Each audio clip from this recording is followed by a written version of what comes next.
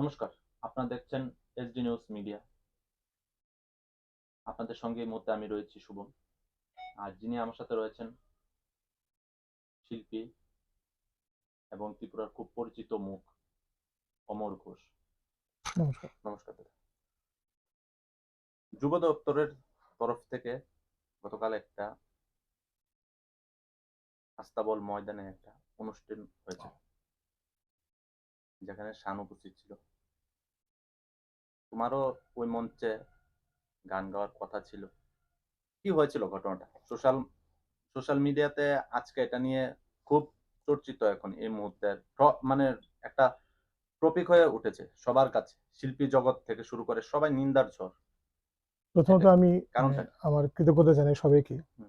এই পোস্টের পরে যারা অনেকে আমার সাথে কথা বলেছেন এবং অনেকে বেশিরভাগ মানুষের ভালো লাগেনি সেটা জানিয়েছেন।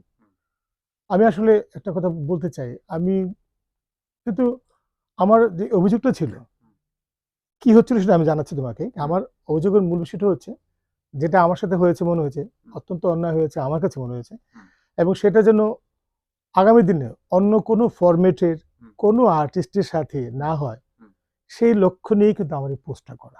কারণ আমার সাথে যেটা হয়েছে সেটা হয়ে গেছে, এবার কি হয়েছে সেটা বলছি আমি। আমাকে যুব দপ্তর থেকে ফোন করে বলা হলো যে 29 তারিখের যে সান্ধ্য অনুষ্ঠান, যেখানে শাহানও গান গাইবে, সৌরভী দেববর্মা গান গাইবে, সেই মঞ্চে আমাদের আগরতলারও কয়েকজন শিল্পী গান গাইবে এবং সেখানে আমারও একটি গান গাইতে হবে। সবারই একটি করে গানই ছিল। এখানে আরো 7 জন শিল্পী, আমি যদি নামগুলি বলি তোমার, মৃন্ময় ঘোষ, সুশোভন ভট্টাচার্য, সৈকত রায়, পারমিতা রিয়াং, ঝুমা জামাতিয়া, অনুপ রায়, এরা সবাই গাইবে, সাথে আমার একটা গান ছিল। আমাকে ফোন করেছিল দপ্তরের কর্মী, ও আমার ছোট বোন, ভালো গান গায় ঝুমা, ও দপ্তর থেকে ফোন করেছিল এবং আমাকে বলেছে দাদা আমরা একটা রিহার্সালের ব্যবস্থা করব, সেখানে যেতে হবে। আমি যথারীতি খুশি হয়েছি এবং সম্মতি জানিয়েছি অনুষ্ঠান করব। আমাকে বলা হলো পূর্বাশা আরবান হাটে, ওখানে একটা মঞ্চ আছে ইয়থ ফেস্টিভ্যালের, ওই মঞ্চে রিহার্সাল করা হবে। 3টের সময় আমি রিহার্সাল করতে গেলাম আগের দিন, অর্থাৎ সেটা ছিল 28শে ফেব্রুয়ারি দুপুর 3টা থেকে। ওখানে রিহার্সালে আমরা যন্ত্রশিল্পী এবং শব্দশিল্পীর সাথে আমাদের গানগুলি চেক করে এসেছি। ওখানে কিছু যারা পার্টিসিপেন্ট ছিল ইয়থ ফেস্টিভ্যালের। যাই হোক, তারপর আমি গতকাল ফাংশন ছিল, গতকাল সকালে আমার সাথে জুমার কথা হয়। ও তখন জানালো যে দাদা 5টায় এসে পড়ো, 5টায় রিপোর্টিং, ঠিক 6টা থেকে আমাদের অনুষ্ঠান এবং তোমার গান 2 নম্বর সিরিয়ালে আছে। আমি যথারীতি 5:10, 5:15 গিয়ে পৌঁছেছি ওখানে। পৌঁছে তো ওখানে খুবই উৎসবের পরিবেশ, সবাই যার যার কাজ করছে, সাউন্ড চেক হচ্ছে, সবাই খুশি, আমিও খুশি ছিলাম। ঘন্টাখানেক বা 50 মিনিট এরকম পরে আস্তে আস্তে আমার সহশিল্পী বন্ধুদের কাছ থেকে জানতে পারলাম, ওরাও খুব মানে উৎকণ্ঠায় আছে যে দাদা বলো দাদা, অ্যাঙ্কারদের কাছে যে আজকের অনুষ্ঠান তালিকা রয়েছে সেখানে তোমার নাকি নাম নেই। আমি প্রথম ভেবেছি সেটা নিছক একটা ভুল, অনেক সময় হয় না যে ইমপ্রিন্টিং মিস্টেক হতে পারে, আমি তখন ততটা গুরুত্ব দিইনি। তারপর আস্তে আস্তে যত সময় গড়াচ্ছে দেখলাম যে অ্যাঙ্কারদের তরফ থেকে কোনো একটা, কারণ সবাইকে আমরা চিনি এখানে, তারা তাদের কাছে নাকি নির্দেশ রয়েছে। যুব দপ্তরে যিনি ডাইরেক্টর ছিলেন সম্মাননীয় এসপি নাথ মহাশয়, উনি যেভাবে বলেছেন সেভাবে হবে এবং তালিকা যেভাবে ছিল সেভাবে ক্রম চলবে। তখন আমি, যে আমাকে আমন্ত্রণ জানিয়েছিল, ওকে ডাকলাম। ও খুব ব্যস্ত ছিল কারণ দপ্তরের কাজ করছিল এবং সে হয়তো একটু সংকোচ বোধও করছিল কি বলবো আমাকে। তার যাক, একবার এসে বলে দাদা তুমি একটু বসো, ডাইরেক্টর স্যার এসে তোমার সাথে কথা বলবেন। ততক্ষণে অনুষ্ঠান শুরু হয়েছে। অনুষ্ঠান শুরু হতে 6:30, 6:40 বেজেছে অন্তত, আমাদের লোকাল অনুষ্ঠান শুরু হতে। গান শুরু হয়েছে, চলছে একটার পর একটা। তখন আমি ঠিক কিং কর্তব্য বুঝতে পারছিলাম না যে আমার বিষয়টা কি হবে আর কি। তারপরে আমি আবার ওকে ডাকলাম, তো আবার বসে বললো তুমি ডাইরেক্টর স্যার আসছে, তুমি কথা বলবে। আমি একটু অস্থির হয়ে যাচ্ছি আস্তে আস্তে, কারণ আমাদের যে একটা স্লট ছিল সেটা যদি শেষ হয়ে যায়, কারণ আমার গান গাইবার ইচ্ছে ছিল আমারও তখন, মানে সবার সাথে যখন গাইছে এত বড় মঞ্চ। তারপর একটা সময় ডাক আসলো, আমাদের মাননীয় পিকে স্যার তখন গান গাইছিলেন মঞ্চে, সচিব পিকে স্যার, এবং উনি বলেছেন পিয়ালিকে, সঞ্চালিকা অমর বাবুকে ডাকো, আমার পর উনি গাইবেন।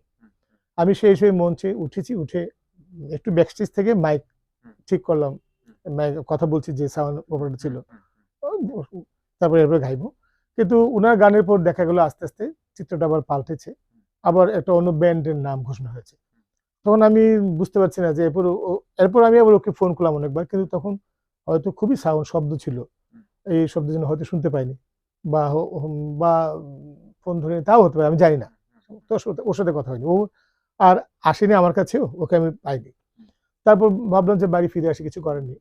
বাড়ি ফিরে আসার পথে আমি মঞ্চ থেকে নেমে আমি ডাইরেক্টর স্যারের কাছে গেছি নিজে, গিয়ে ওনাকে পেয়েছি, খুঁজে বের করেছি, গিয়ে আমি ওনাকে নমস্কার করে বললাম, স্যার আমি অমর ঘোষ, আপনার ডিপার্টমেন্ট আমাকে গান করার আমন্ত্রণ জানিয়েছিল, এবং সেই হিসাবে আমি গতকাল রিহার্সেলও করে এসেছি, আজকে সময় মতো এসেছি, এবং কিছুক্ষণ আগে জানলাম যে আমার এখানে নাম নেই। স্যার আমি ফেসবুক পোস্ট করেছি, এবং অনেক শ্রোতা দর্শক যারা আমাকে ভালোবাসেন, আমার বন্ধুরা আমাকে শুভেচ্ছা জানিয়েছেন, আমার ছাত্রছাত্রী রয়েছে, আমার বাড়ির লোকজন রয়েছে, আমি স্যার ওদেরকে গিয়ে কি বলবো? আমি, ওরা জিজ্ঞেস করবে যে গান গাইনি, কেন গাইনি স্যার, কেন গাইতে পারিনি? তখন উনি একটু অপ্রস্তুত হয়ে গেলেন, আসলে বলছিলেন দেখুন মানে আমাদের একটু কাটছাট করতে হয়েছে। আমি বললাম শুধু আমার 4 মিনিটের গানটা 4 মিনিটের বেশি কখনো ছিল না। গানটা কাটছাট করতে হয়েছে, মানে এখন আমি কি করবো বলুন, এখন তো এই কথা আমি বললাম, স্যার মানে এটা কি করে হতে পারে স্যার? একটা মানুষকে স্যার শুধু, মানে আমি কথা বলেছি যে তাকে মারতে গেলে শুধু হাত দিয়ে ছুরি কাঁচি দিয়ে মারা যায় না, যে মেন্টাল আঘাত করে কিন্তু অনেক তাকে হ্যারাসমেন্ট করা যায়, এবং আজকে যেটা হলো আর কি আমার সাথে। উনি আর কি বলবেন, উনি সরে গেলেন। ততক্ষণে এখানে সৌরভী দেববর্মা গান শুরু হয়েছে, প্রচন্ড লাউড সাউন্ড। আমি এর মধ্যে অপেক্ষা করছিলাম টিঙ্কু স্যারের সাথে কথা বলবো বলে, বা পেয়ে গেছি, এবং অনেক সিকিউরিটি আমাকে হেল্প করেছে, মানে ওর সাথে কথা বলবো বলে আমাকে আটকায়নি খুব একটা। আমার কাঁধে ব্যাগ ছিল, ব্যাগটা আমি রেখেছি, রেখেই ওনার সাথে কথা বলার চেষ্টা করছি, তখন গান চলছে। ওনাকে বললাম, স্যার একই কথা বললাম যে আপনার ডিপার্টমেন্ট আমাকে গান করার আমন্ত্রণ জানিয়েছিল, কালকে রিহার্সেল করেছি, আজকে এসেছি, কিন্তু এখন কিছু একটু জানলাম যে আমার নাম নেই স্যার, আমি এখন কি করবো? উনি বললেন যে আপনি যদি আগে জানাতেন, আমি তো বুঝতে পারি, আমি আগে জানাবো আর কি, এটা ওনারাই জানবেন ওদের লিস্টে কি আছে না আছে।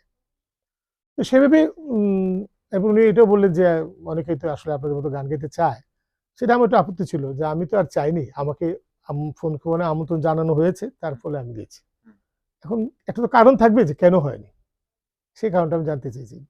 একটু পাশে মাননীয় মুখ্যমন্ত্রী স্যারও বসেছিলেন, আমি অনুমতি নিয়ে ওনার সাথে একটু কথা বলার চেষ্টা করেছি, কিন্তু প্রচন্ড সাউন্ড ছিল, আর উনি তো নিশ্চয়ই কিছু জানেন না, উনি হঠাৎ এসেছেন ব্যাপারটা শুনতে।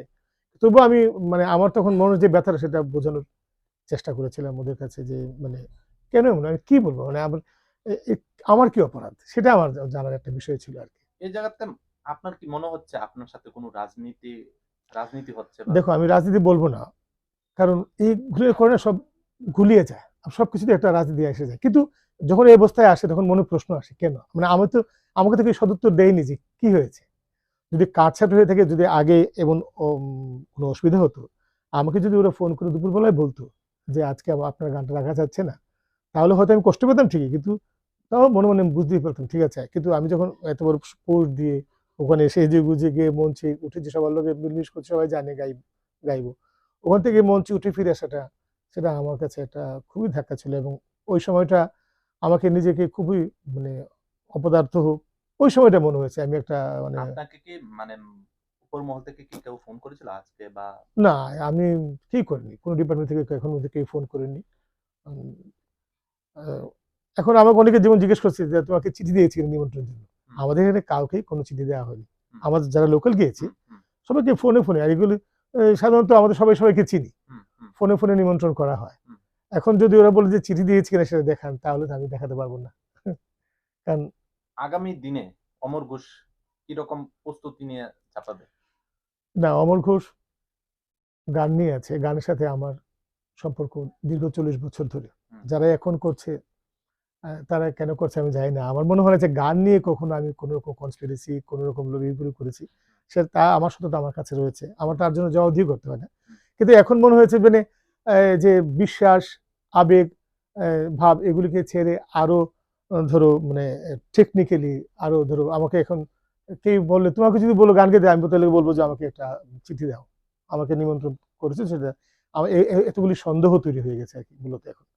এটা হয়তো টেকনিক্যালি ঠিক, কিন্তু আমাদের যারা আমরা একসাথে চলি, যারা ফ্রেন্ড, তাদের আমাকে যদি কেউ তুমি বলো যে আমার এখানে গান গাইবে, আমি তো বলবো না, যে সাধারণত বলবো না যে আমাকে একটা চিঠি নিমন্ত্রণ করতে হবে, কিন্তু এখন কিন্তু বলতে হতে পারে যে আমাকে একটা চিঠি নিমন্ত্রণ করো, কারণ আমি বিশেষ না, আমাকে ডাকলে পরে গিয়ে কোথাও বলতে পারি না আপনার গান নেই। এবং আমার মতো না, আমাকে হয়েছে যে কাউকে বলতে পারি।